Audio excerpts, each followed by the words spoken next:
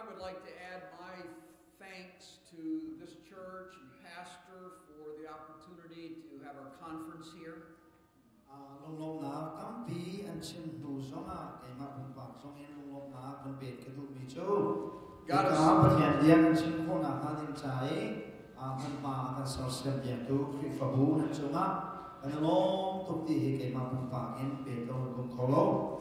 The Lord has certainly given you a lovely building, a strategic place here in Indianapolis to let the light shine brightly.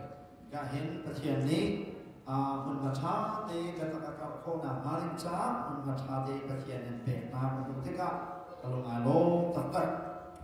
also want to express my thanks to those of you who have been leading us in worship throughout this conference. It's been wonderful.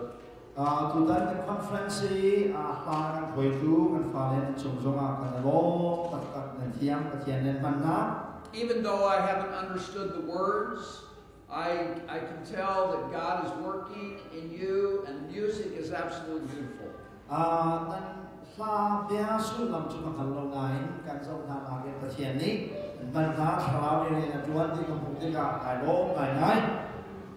I'm wondering, is Ton Paul?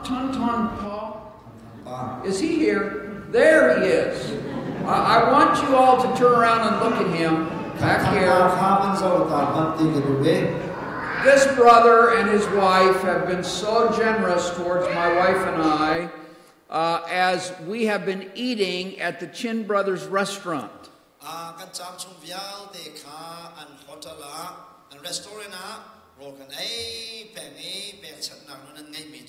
Now, I want to highly recommend to you that you go to that restaurant and get your food. It's very good, and this is a dear brother, and your support of his restaurant and groceries would be wonderful.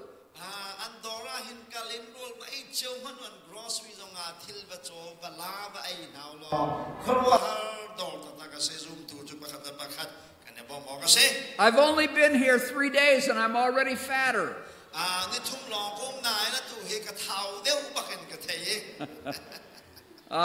It's been great to be with you. I so much appreciate all of your kindnesses and your attentiveness as we've opened the scriptures together.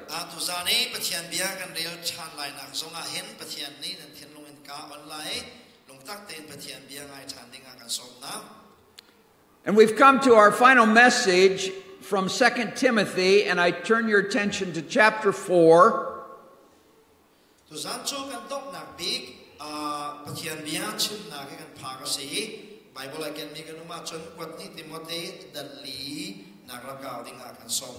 We're looking at the testimony of the Apostle Paul as a strong finisher.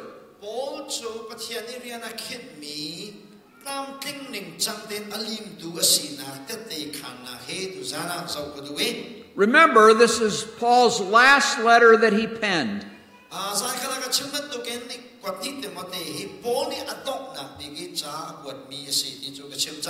He was in prison and he would soon be martyred for his faith.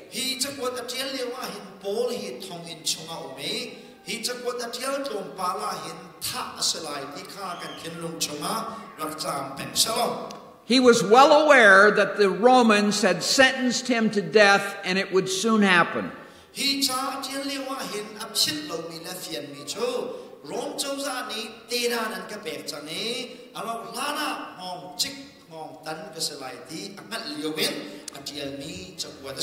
But as he comes to the end of his life, he has this wonderful testimony of a life lived with no regrets.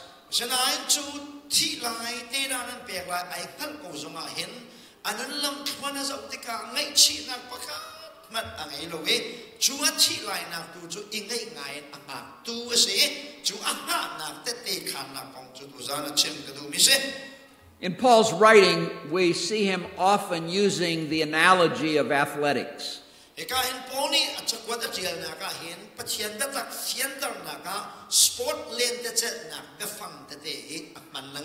He talks about life as a race.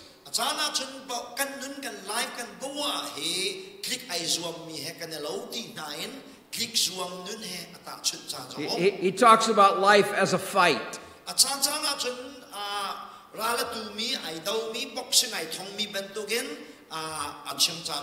And in this passage, he uses both of those illustrations.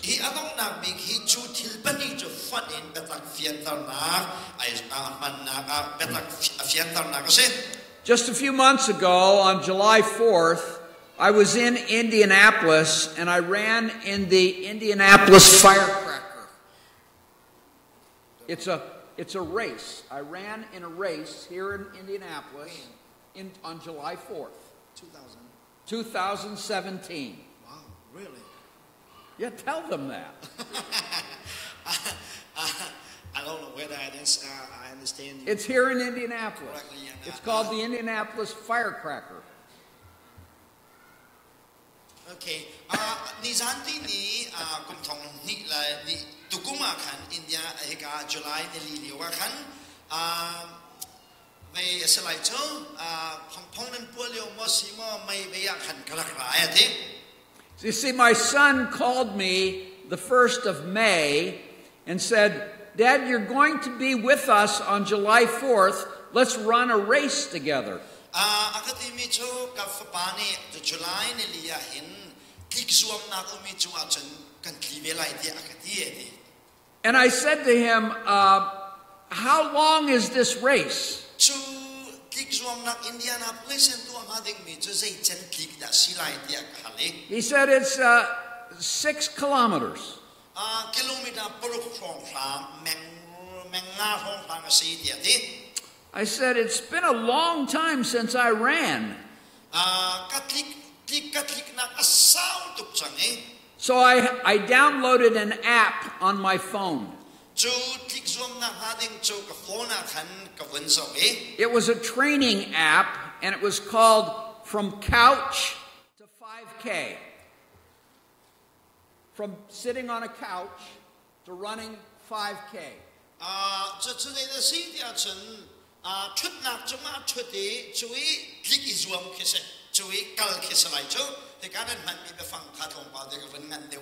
So every day there was a run that I had to do to get ready for the race on July 4th. So you're running literally or? Literally running, yes. Okay.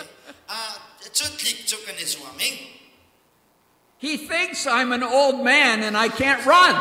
So he went to committee guys, but did can On July 4th, I ran the 6K here in Indianapolis.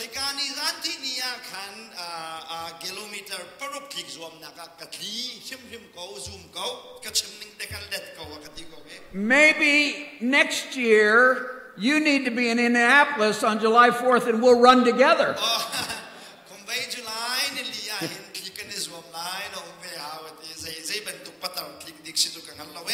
We'll see who's the older.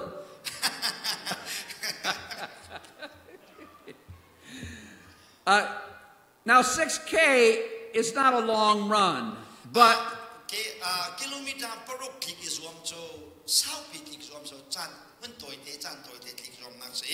we read about those who run the marathon.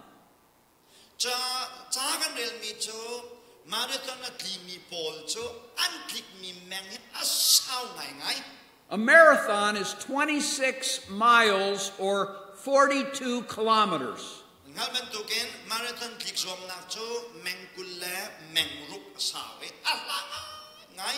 Those who,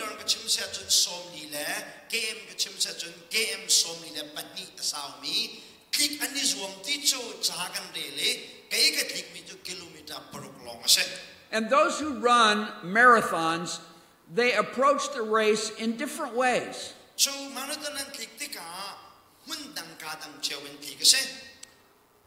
You find that some who have never run a marathon before, they start out too quickly.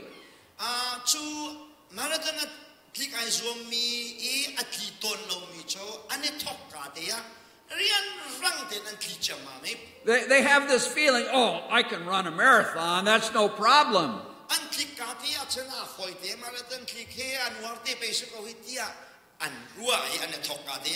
And they get out way ahead of everybody else.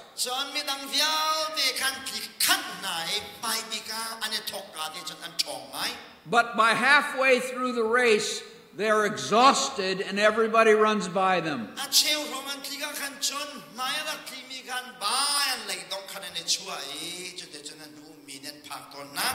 Others will start the marathon at a medium pace and think they're going to run the same speed the entire time.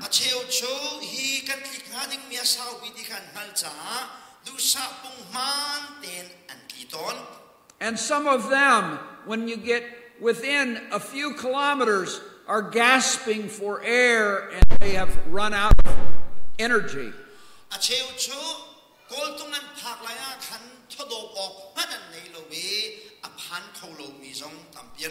But there are the marathoners that win the races, and they are the ones who pace themselves.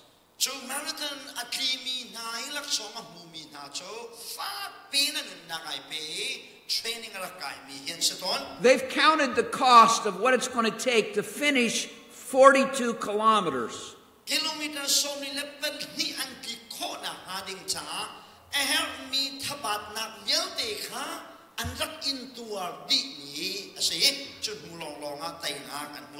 And though they may begin the race slowly, with every kilometer they're getting a little stronger and a little stronger.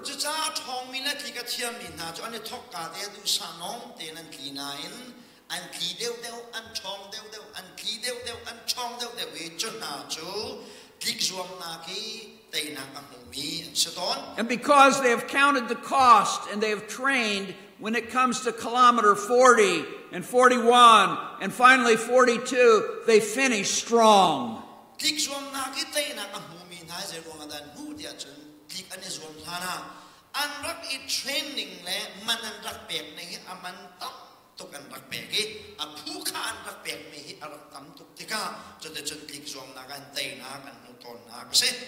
Perhaps you've known some who have spiritually exhausted themselves and lost the race.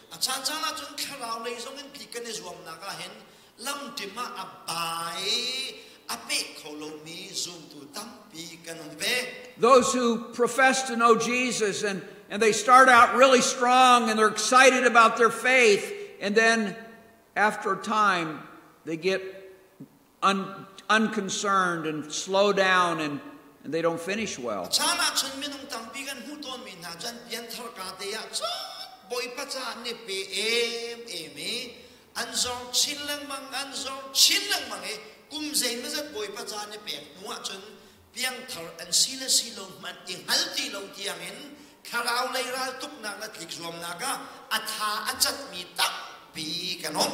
I think of a man of God who was called to be a judge in Israel by the name of Samson.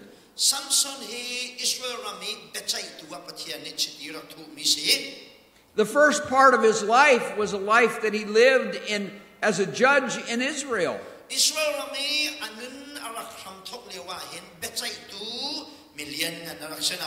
But you know the story, how he became distracted by Delilah.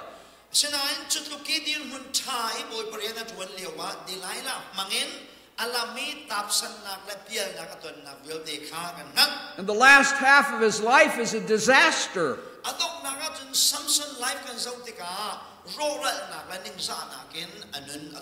He at the end of his life, his eyes have been poked out, and he is grinding the grain in a grist mill.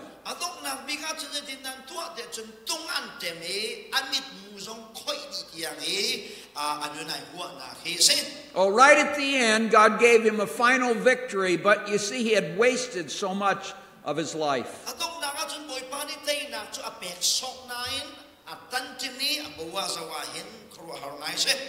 But it's wonderful to read the testimony of Paul, because Paul was one who ended well.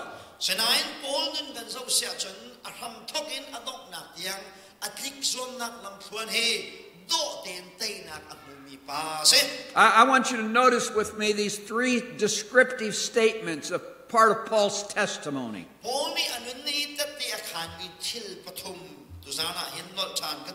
We're in 2 Timothy chapter 4. We're going to begin by reading just verse 6.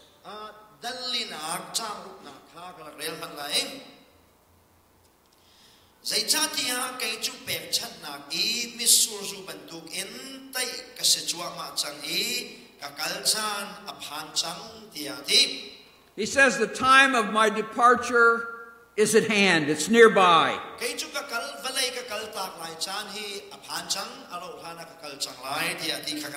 But we see that Paul was at peace with the prospect of dying.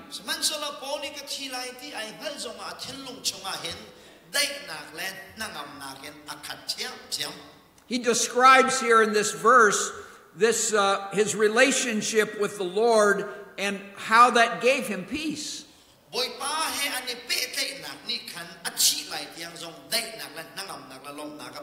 He says, I'm being poured out like a drink offering.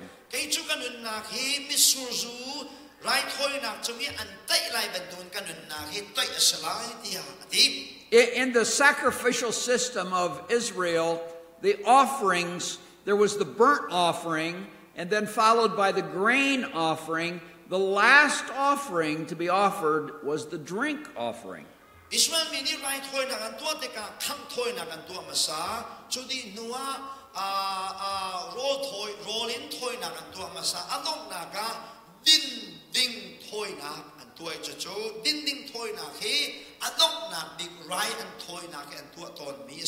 So Paul is saying, I'm already being poured out. It is the final offering of my life.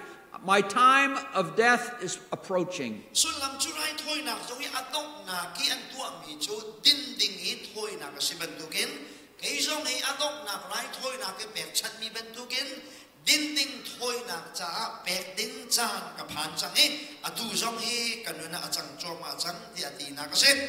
As Paul is writing, there's no fear in his words.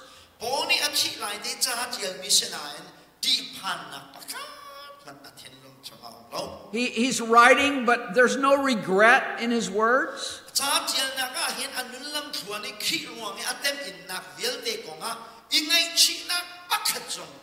You don't hear him writing about, oh, I wish I had done this, I wish I had done that.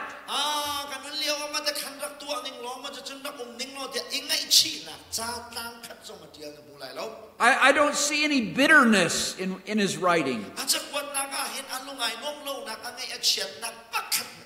And he's talking about these last days in a spiritual way. I'm like a drink offering being poured out to God.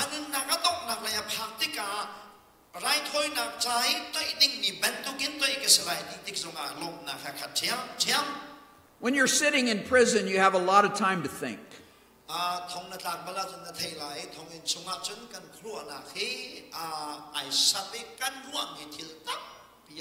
I'm sure Paul thought back to his early life when he was a practicing Jew in Judaism as a Pharisee.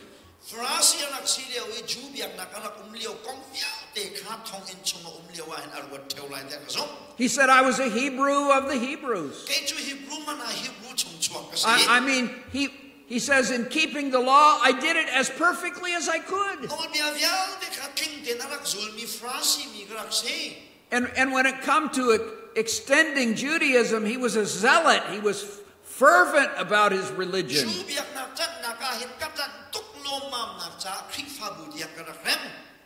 But Paul, as he was thinking about his life, the most important thing that happened was when he was on the road to Damascus.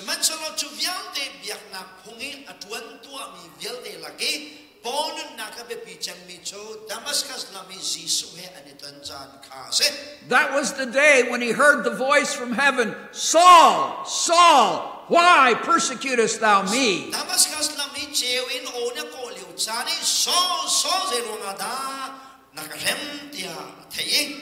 The Lord of heaven called his name.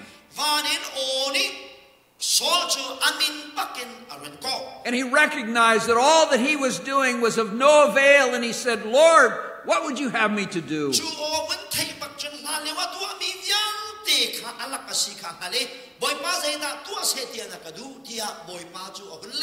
At that moment, God so spoke to him that he understood that all that he had done in the past was of nothing, of no value.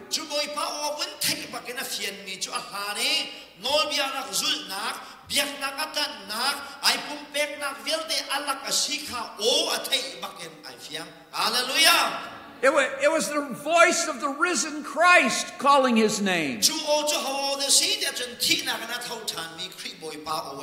And his response was, Lord.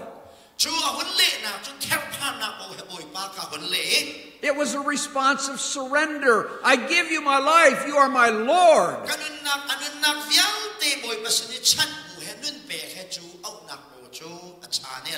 What would you have me to do?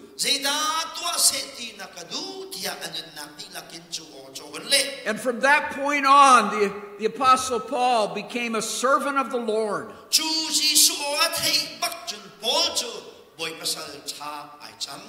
And so his perspective on dying was such, he had peace.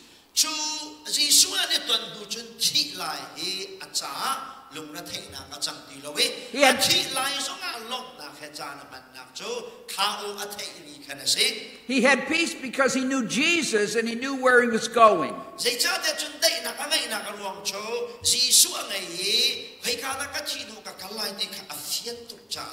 But not only was he looking back to that day of salvation, but he had learned to trust the Lord on a day-to-day basis.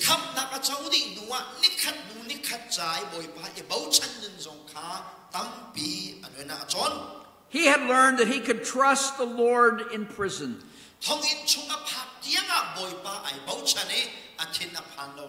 He says, I'm already being poured out as a drink offering.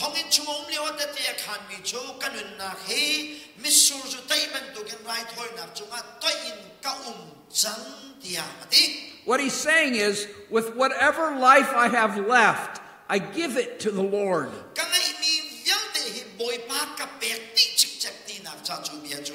My life is being poured out as a sacrifice of thanksgiving to God.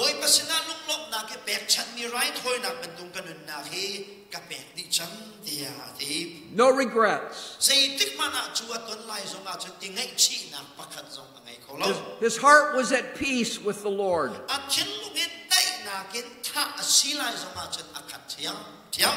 It's so sad when people come to the end of their life and they look back and they say, oh, I did this and this and this, and they're filled with regret.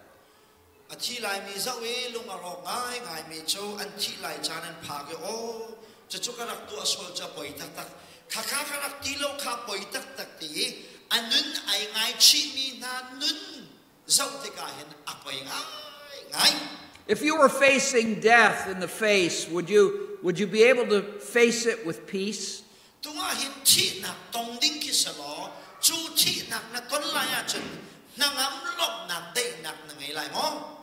Those of us who know Jesus, when we take our last breath here, we'll take our next breath in heaven.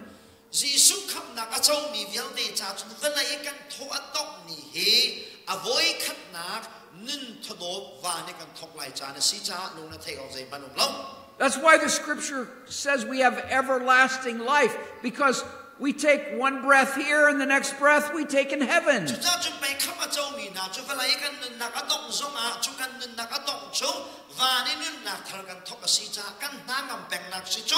Because of what Jesus did on the cross, we will not spend 1 minute in hell.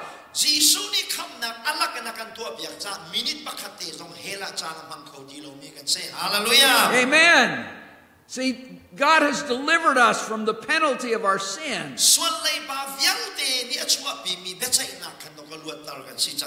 And we can face death without fear. And if we give our life to the Lord and serve the Lord, not necessarily vocationally, but if we serve the Lord, whatever we do, we can face death without regret.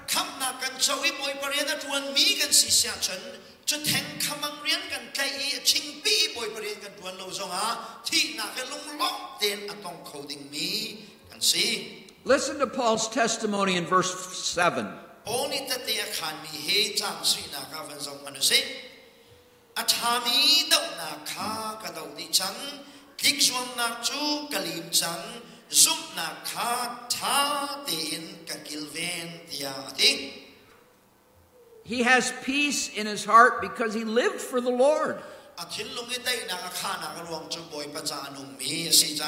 he says, I fought the good fight.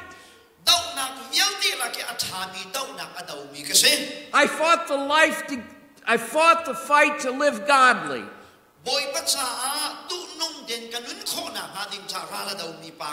There's all kinds of pressure upon us to cave into the world.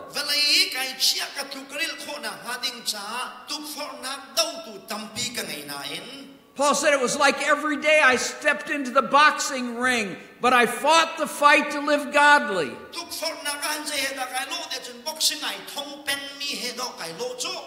I realized that there was a fight to live a pure heart before God.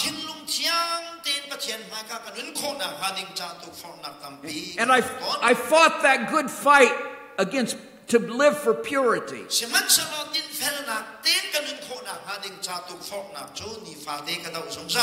We live in a world where there's a lot of pressure, a moral pressure against us.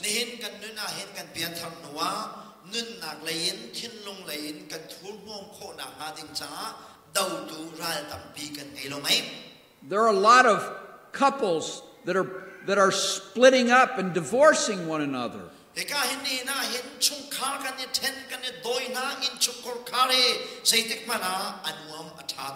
As a result of that, a lot of children grow up with single parents.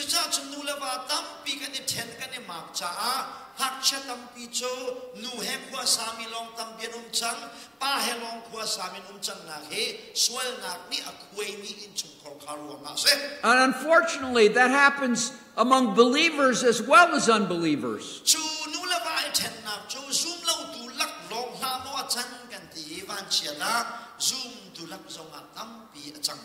Every day we step into the ring to fight to be pure.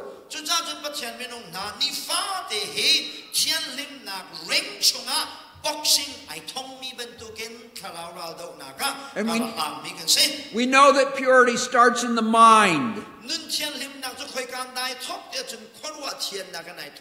It's what we allow our mind to think about.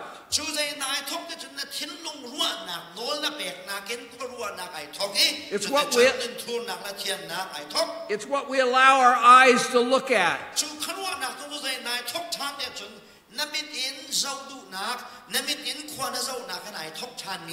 And it's a battle every day.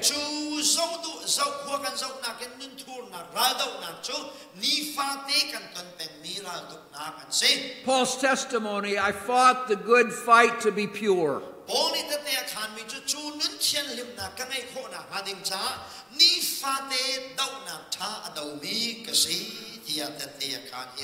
And Paul fought the good fight to be a testimony. It is inspiring to read through the book of Acts and see how the Apostle Paul preached the gospel.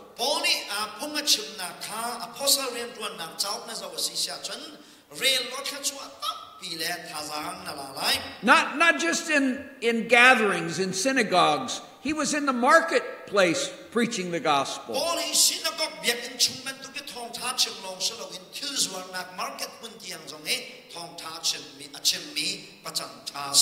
Sometimes he was just walking through the village and he was sharing Christ. It is a fight in our life to open our mouth and share Jesus with others. kan ka ani khi kham na thawngtha midang sinit te va khan he ra dohnak la ka ra dohnak pakhat chu se. It's a fight because it's so much easier to say nothing. Zerwada chu thawngtha ka chim chu ra dohnak a si tia chen thawng cha chim na kin dai te he a foi de tuk cha thawng cha chim chu tharau ra do se. We excuse ourselves because we say, oh, well, they're not interested. Achani thawngtha kan chim ton lo na ka rong chu minian seun salo khri khap na kong na piang thalmo ti lang bang he atu chana chun minian wadana ti lo we chim lang bang ha tia kan ti It's- ma song kan ka kan chim na It's not our right to make the decision whether they're interested or not. sinan kan ni kan hal ha ding ni chu an seun salo ka kan ma chu ngai hat lo we. Who would have said that the Apostle Paul, before he was saved, was interested? Paul zong hi khap na alak chau la na thawngtha ka wadana ka seun sa alak ti ban lo. He was persecuting the church. And so one who was an enemy to the church became a preacher of the gospel.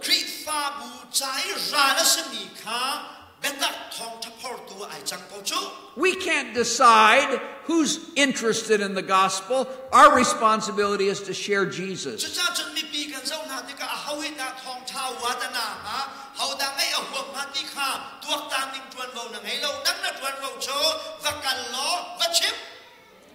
And our witness is not limited to what goes on in the church building. Let me tell you, there are no lost people that live in this building.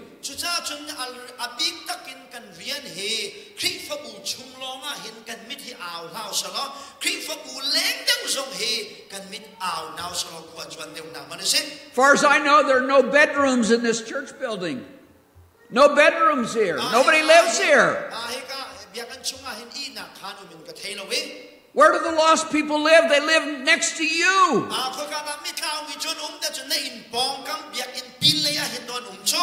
They work next to you. They're at the grocery store where you go.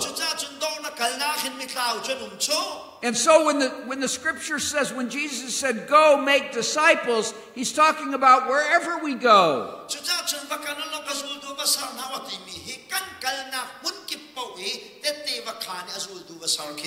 You don't go where I go, but you all go.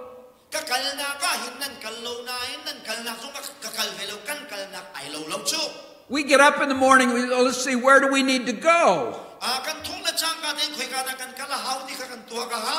We may have to go to our work, we may have to go to the store, we may have to go to the bank, but we're people that go.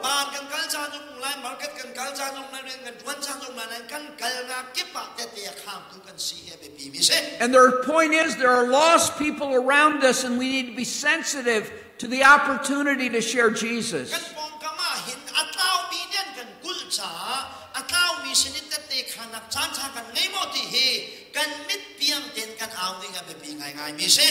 So as the Apostle Paul is realizing that his life will soon be ended, he says, I fought the good fight.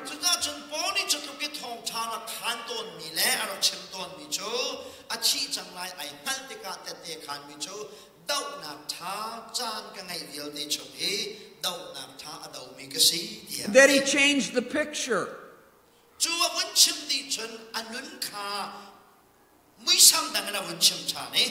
Not a fight. He says, I finished the race.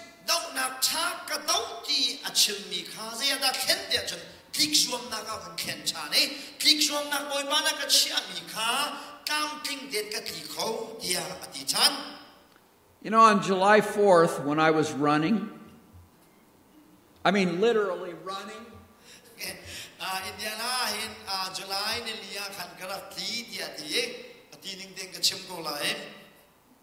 after about 5 kilometers, I kept looking for the finish line. Where is it?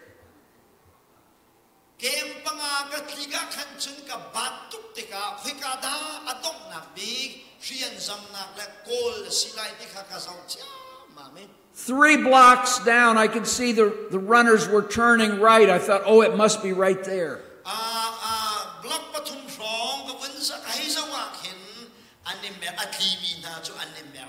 I'm running. I finally turned the corner thinking that's the end. And no, there's 6 more blocks down there.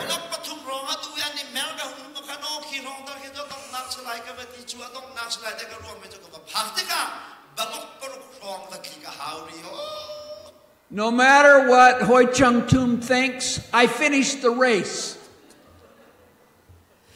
Now you say it the way I said it.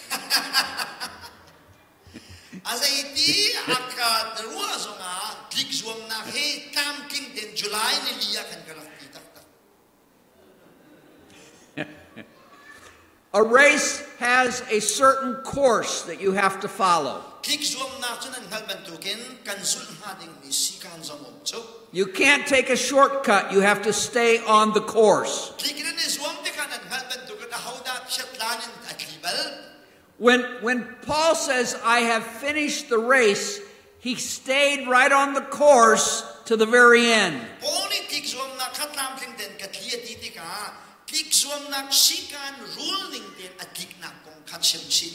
You realize that the Lord has a plan for your life, a course that he wants you to follow.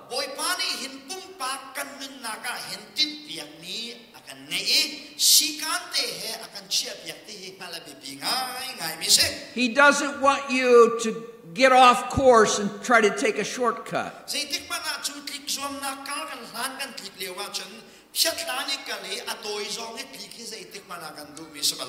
Interesting, in Ephesians chapter 2, the Apostle Paul talks about the course on which he used to run, the course set out by the devil. If you want to look at it, it's in Ephesians 2 and verse 2.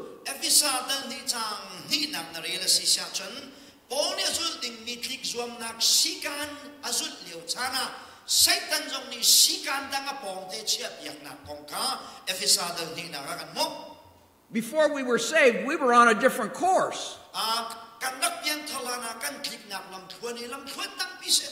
We weren't living for the Lord. We weren't even thinking about eternity. We didn't understand that Jesus paid it all for us. But when the Lord saved us, he put us on a different course. He talks about the works that were prepared beforehand.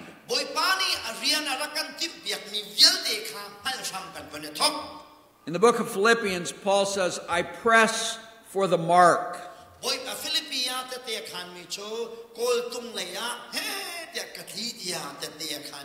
He said, at the finish line is the high calling of God in Christ Jesus. When I get to the finish line, there will be that upward call.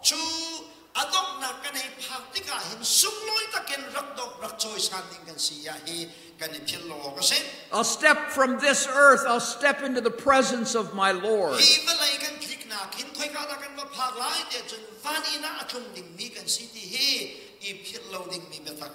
And so we're encouraged not to get sidetracked, but to keep our eyes on the goal.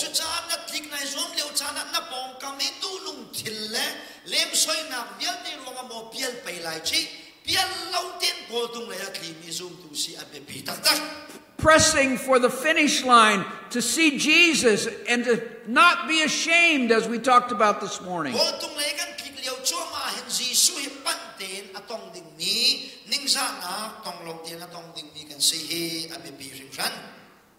Notice in verse 7 he also says, I kept the faith.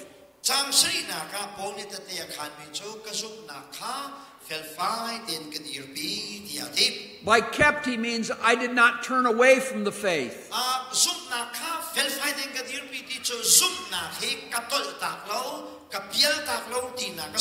I lived my life by faith, trusting in God. I did not deny the faith by my life.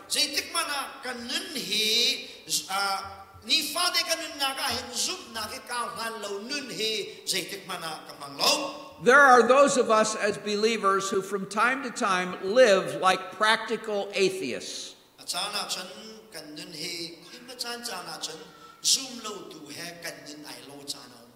We get up in the morning, we don't think about God.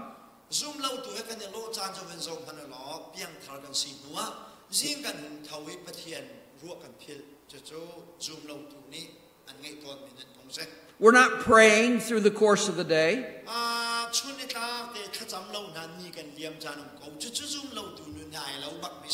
We fall in bed at night exhausted.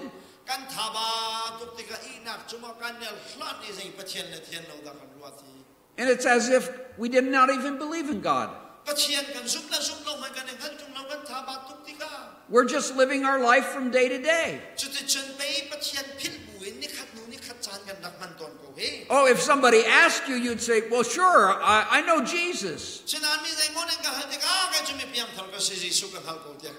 But we live our life like practical atheists.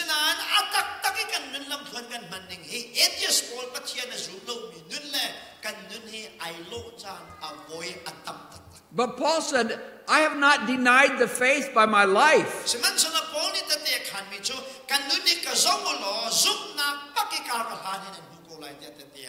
If anyone watched my life, they would know that I'm serving the Lord.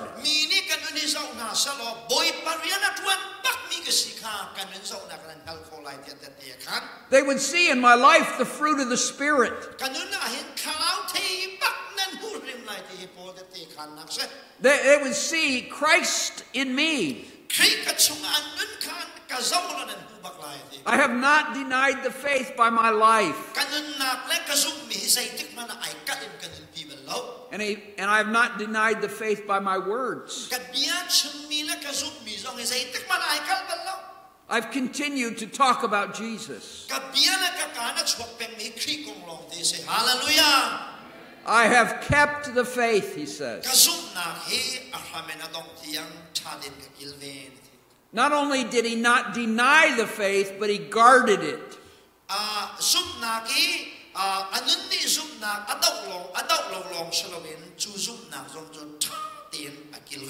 He didn't deny the faith, but nor did he change the faith.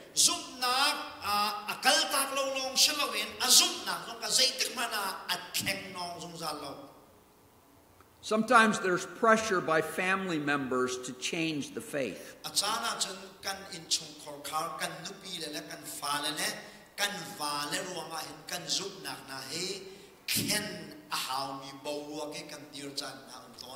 If you're the first one in your family to come to Christ, there's a lot of pressure to change the faith.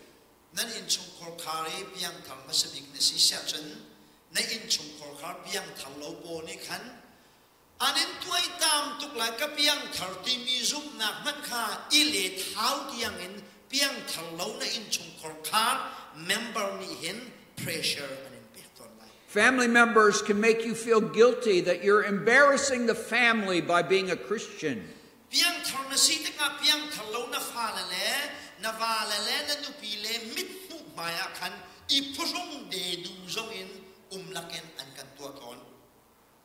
When the Apostle Paul trusted Jesus, it was a radical change in his life.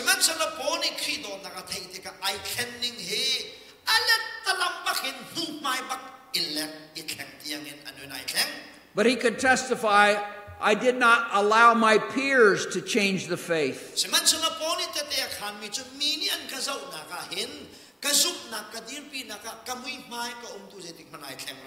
Those who knew Paul before would have said, what are you doing? You were persecuting the church. Why are you now claiming to know Jesus?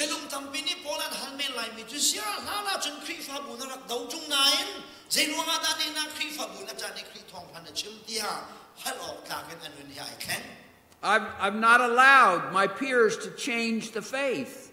I've not allowed the culture to change my faith.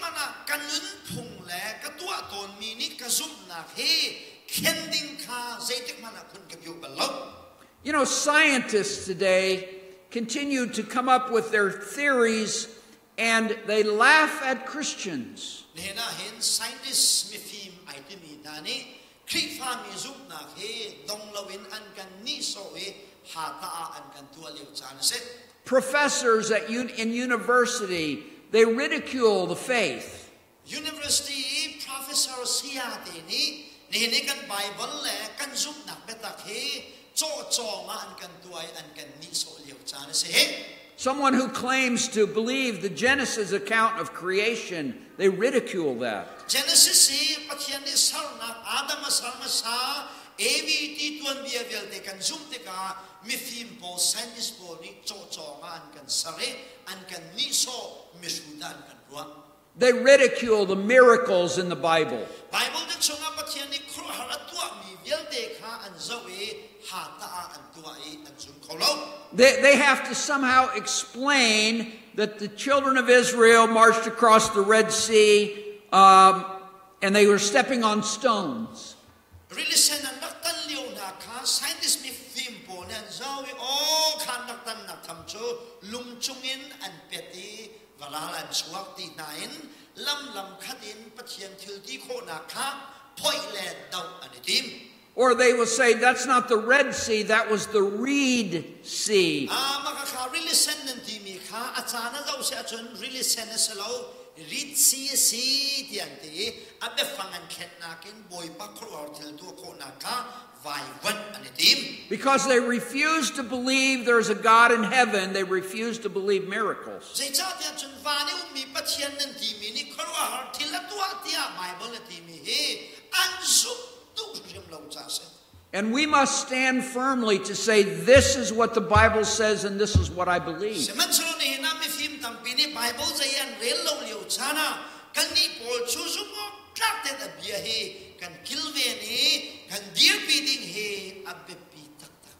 Isn't it interesting that every few years the science books have to be re-edited, rewritten?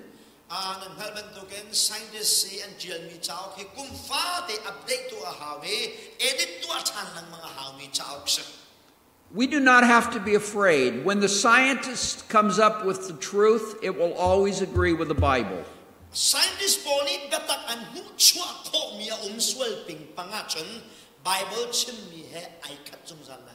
Not a single sentence in the Bible has been disproven by science.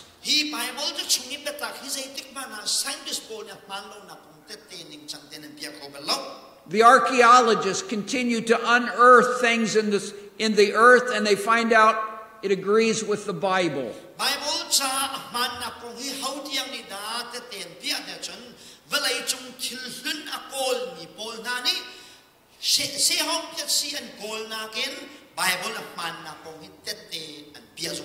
They are amazed, but we are not. The scientist is amazed, but we're not amazed. We have the Bible.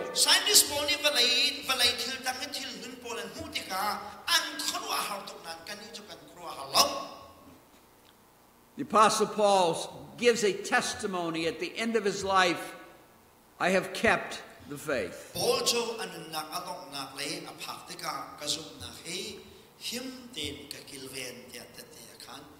Paul was at peace in these last days of his life because he had a relationship with Jesus.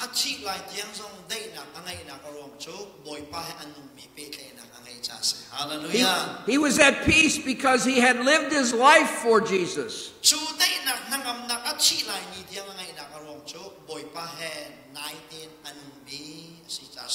And he was at peace because he knew exactly where he was headed.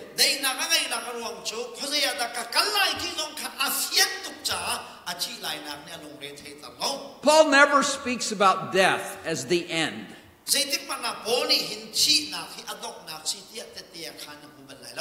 You notice, look at verse 8. Let's read verse 8.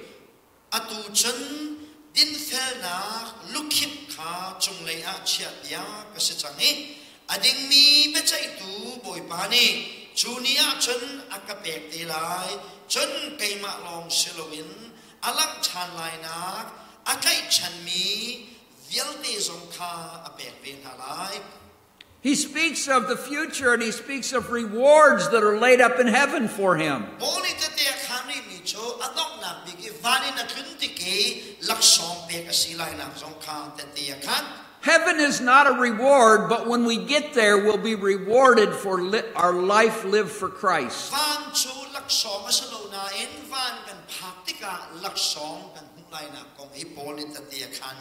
He speaks here about the crown of righteousness.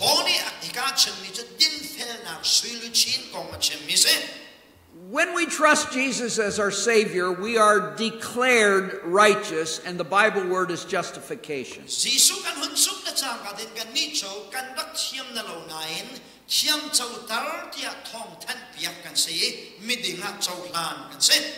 And as we live our life seeking to be more and more righteous, the Bible word is sanctification.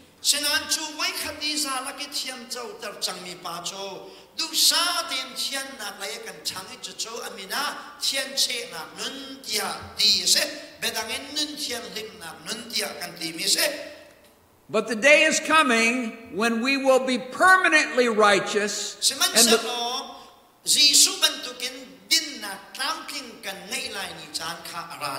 and the Bible word is glorification. We are going to be glorified, that is, we will then be like Jesus.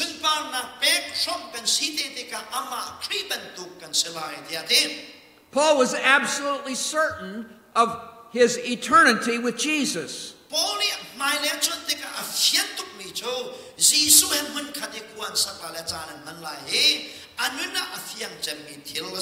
Jesus said, I give unto them eternal life, and they will never perish.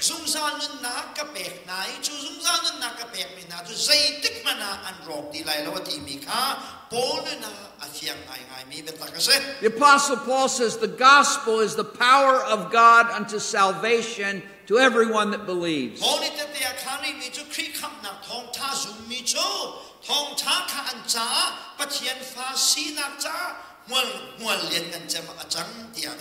And at the end of Romans chapter 8, he says, nothing in this world can separate me from the love of Christ.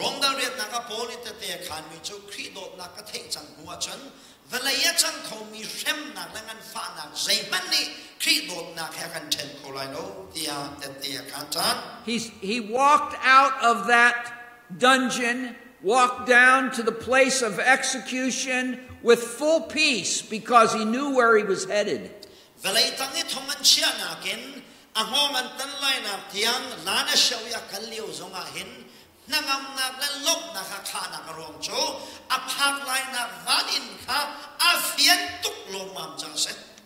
His testimony, for me to live is Christ, to die is gain.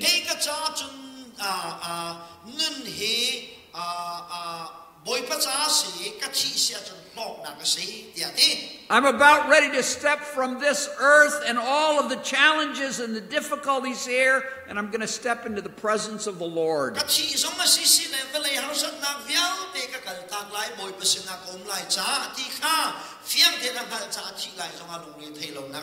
Because he had peace with God, he had the peace of God.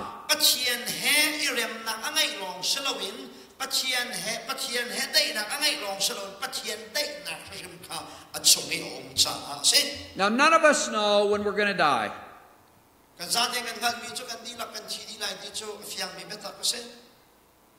We don't know if we're going to die because Jesus might come.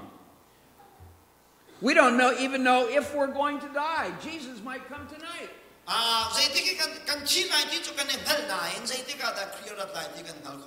If the Lord comes tonight, all who know him will be immediately in the presence of the Lord. No death. No death. Changed in a moment, in the twinkling of an eye. And we shall be like him. But if the Lord delays his coming, we will be facing death.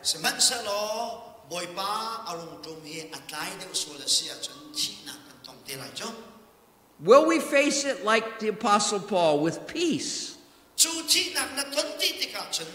thi nạc na tuấn lại tế thế cả chú thi nạc chú đây nạc là ngầm nạc he ôi bên tu kiến nó tông ngầm tế lại mỏ. If you have a relationship with Jesus, if you've trusted him as your Savior, you can say to live is Christ and to die is gain. Seman salo Yesu pe the nạc ngày mi biang thong na si sia chun kanuna chun khri cha kanung lai ka chi sia chun hok nạc asi tia ôi bên tu kiến nó chim ko ve ko lai.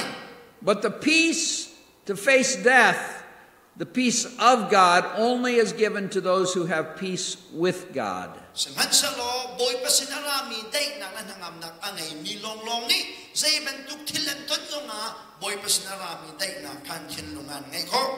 We have the testimony of one here who finished strong.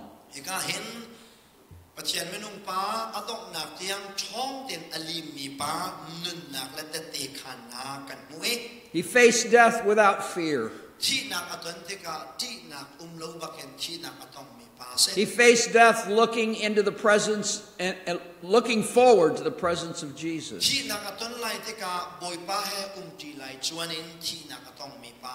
And you can have that same peace. If you trust Jesus as your Savior, and as a believer, you live your life in service for Him.